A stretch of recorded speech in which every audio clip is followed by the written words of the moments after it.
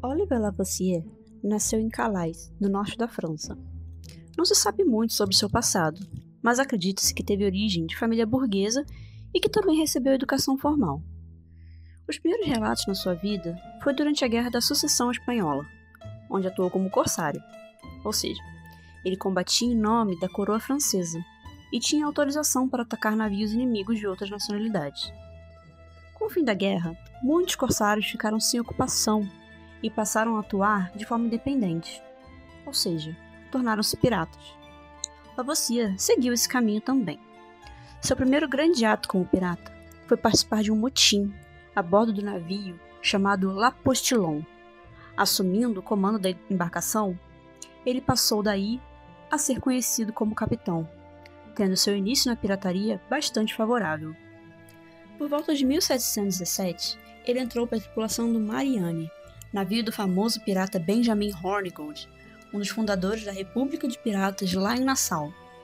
Samuel Bellamy, um outro importante pirata, também esteve atuando junto a Hornigold nesse período. Então os três juntos fizeram diversas capturas no Mar do Caribe, especialmente entre 1716 e 1718. E foi nessa época também que Olivier Lavoisier ficou conhecido como La Buse, que significa a ave de rapina. A parceria deles durou até que Hornigold foi deposto de capitão por se recusar a atacar embarcações inglesas. O que acontece é que Hornigold era inglês e ele, por ser muito patriota, se recusava a atacar embarcações da sua nacionalidade. Isso desagradava a tripulação. A tripulação então escolheu Bellamy como capitão, ele assumiu o comando e pouco tempo depois, La Buse rompeu com o grupo. Após essa ruptura, ele desapareceu dos relatos por cerca de 6 meses. Quando voltou a ser avistado, estava na costa da África, comandando uma fragata de 20 canhões e liderando mais de 250 homens. Um avanço bastante impressionante. Foi nessa época que sua bandeira pirata foi documentada pela primeira vez. Ela era preta, com 4 caveiras, uma grande no centro e gotas de sangue, hasteada durante a captura de um navio negreiro na costa da Guiné. Pouco depois, capturou um navio holandês próximo a Curaçao, o La Louise, com 22 canhões, um navio de porte grande e que poderia ser capaz de lhe obter vantagens em futuras pilhagens. Com o novo navio, La Buse se aliou a outro navio menor, um bergantim, e partiu para a costa brasileira. Nessa época, o Brasil era alvo de interesse entre piratas por causa das riquezas em ouro exportadas para Portugal. O próprio Barba Negra teria manifestado o desejo de atacar embarcações brasileiras, mas foi morto antes de concretizar esse plano. Evitando a vigilância da costa, La Buse navegou discretamente pelo litoral, atacando navios até alcançarem a Baía de Parananguá, no sul do Brasil. Essa movimentação até chegou aos ouvidos do governador da Bahia na época, que enviou uma fragata para segui-los. Mas não houve indícios de que conseguiram alcançá-los a tempo. Na Baía de Parananguá, La Buse estava prestes a presenciar uma tremenda maré de azar. Lá, ele encontrou e tentou interceptar um navio contrabandista francês, mas uma ventania apareceu inesperadamente e naufragou o La Louise. É dito que aproximadamente 90 homens morreram tentando salvar um baú cheio de moedas de ouro, avaliado em cerca de 200 mil cruzeiros da época, e que acabou sendo recuperado posteriormente pelas autoridades locais. La Buse conseguiu escapar a bordo daquele outro navio aliado lá em Nassau, o Bergantim, que era menor e mais veloz. Com isso, ele voltou para o norte em direção ao Caribe, com algumas poucas riquezas e pequenos navios que foram roubados da costa brasileira. De volta ao Caribe, enfrentou outro problema. Ele foi atacado pelo navio de guerra britânico, o HMS Scarborough, que destruiu o Bergantim. O La Buse e outros poucos sobreviventes conseguiram escapar novamente usando um pequeno saveiro que estava acompanhando ele. E esse foi um dos momentos mais difíceis da sua trajetória. Após perder homens, embarcações e riquezas, encontrou-se reduzido a um pequeno barco, possivelmente à deriva, sem dinheiro e em uma situação extremamente precária. Não se sabe ao certo como foi esse período, mas não durou muito.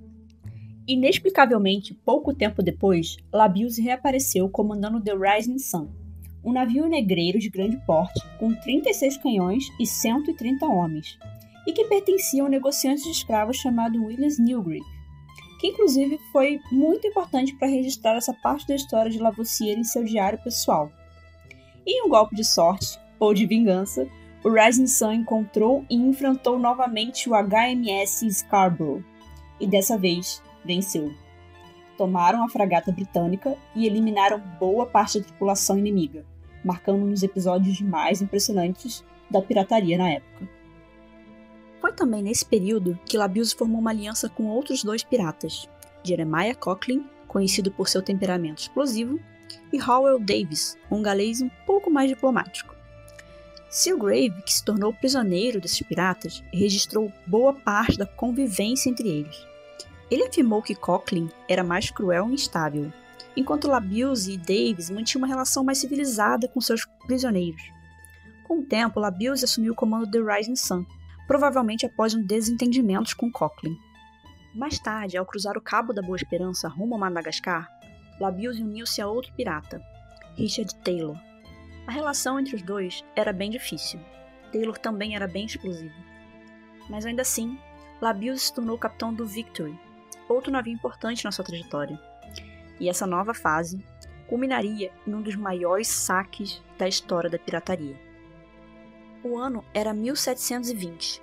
Oliver Lavoisier, agora à frente do navio Victory, navegava próximo à ilha de Bourbon, atualmente conhecida como Ilha Reunião, próximo a Madagascar. Foi nessa região que ocorreu o episódio mais famoso e lendário da sua carreira, o ataque ao navio português Nossa Senhora do Cabo. O Nossa Senhora do Cabo era um navio imponente.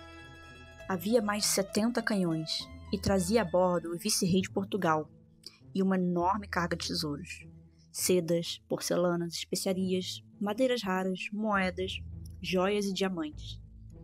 A embarcação, porém, havia enfrentado uma forte tempestade, o que deixou sua estrutura visivelmente danificada e a sua artilharia reduzida, operando apenas com 30 canhões e cerca de 130 homens.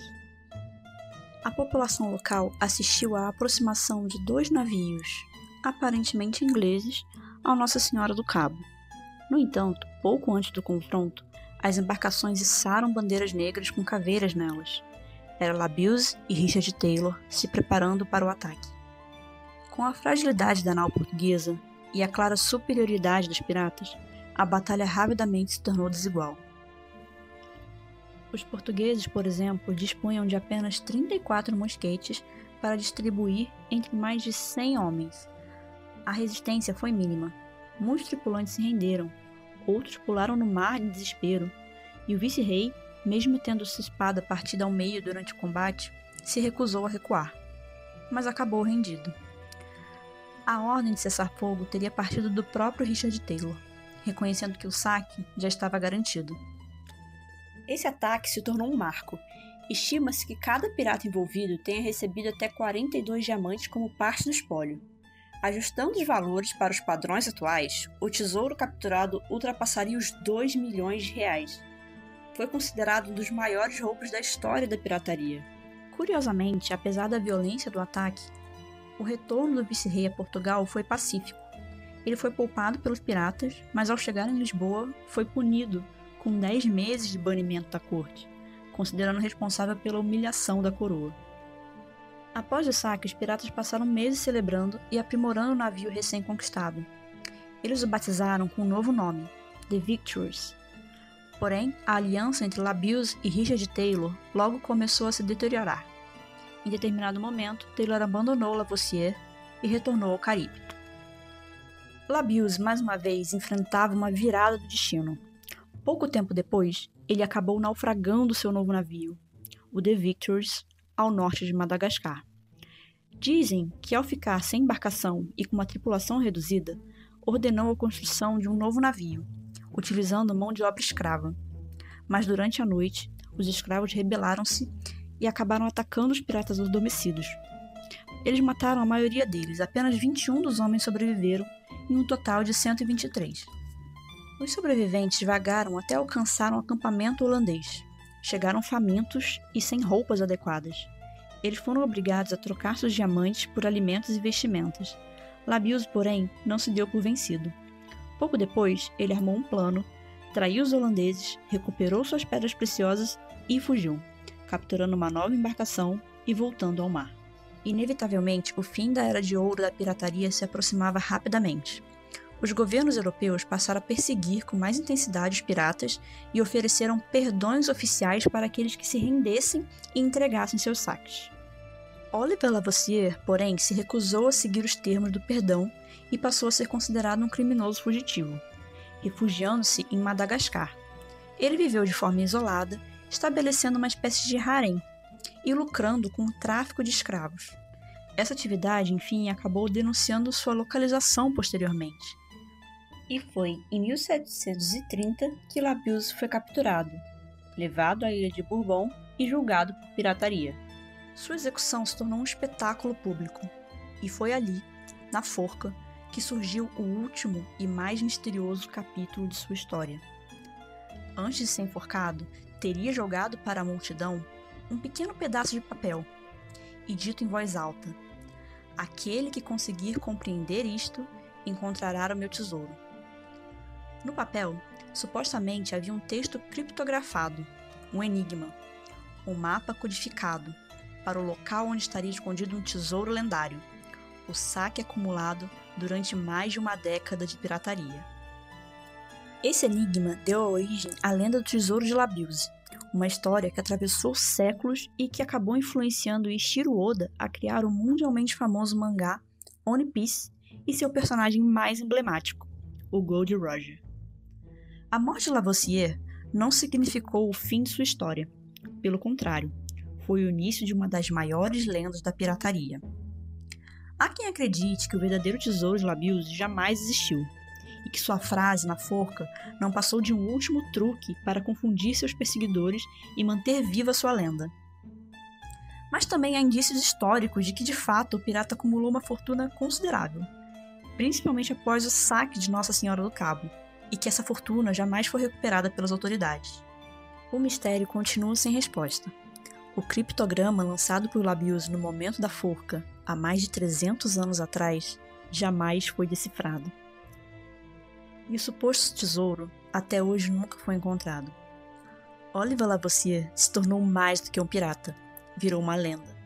Um homem que enfrentou impérios, acumulou riquezas inimagináveis e, no fim, levou um dos seus maiores segredos para o túmulo. E talvez o verdadeiro tesouro não seja aquele enterrado em uma ilha, mas nas histórias que ele deixou para trás.